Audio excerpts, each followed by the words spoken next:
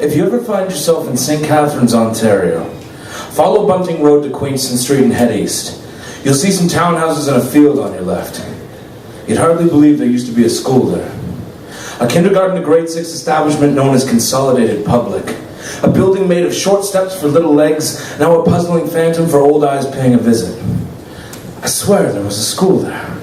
I swear 8 years worth of my memories stood encased in red brick, surrounded by paved playground, swing sets, and a field that stretched eternal to elementary eyes, where winter would see the formation of a sheet of ice for students to simply slide across at recess because who had the time to lace up skates?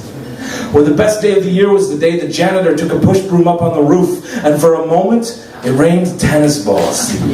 And suddenly, days became decades, and the student body became incorporeal, ghosts haunting halls torn to rubble and cleaned to make way for new homes, for new families. And I understand that populations need room to grow, but I can't shake the feeling that the evidence of my existence is just gone.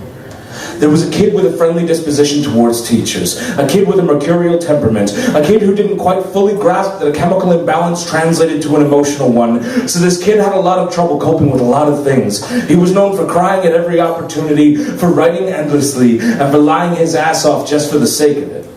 The consequence is a vague notion when you're a kid, so when I came up with stories like, my parents made me play a baseball game at 10 p.m. last night, which is why I'm so tired, I just wanted to be pitied by teachers. I wanted the attention. What I didn't want or expect was an inquisition to be brought down upon my family.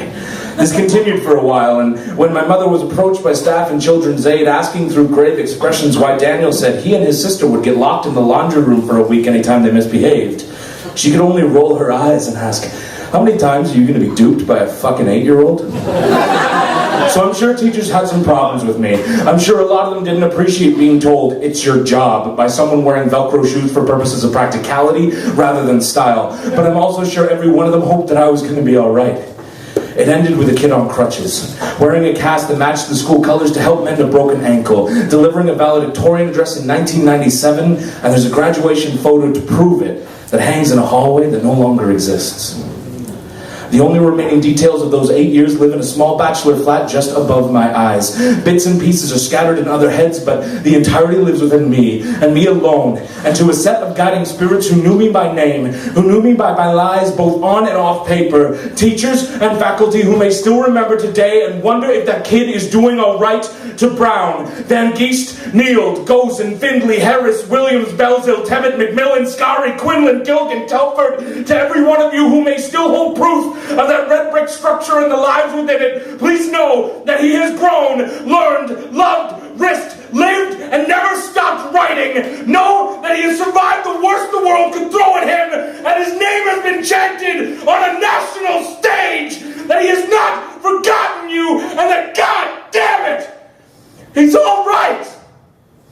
He's all right. Woo!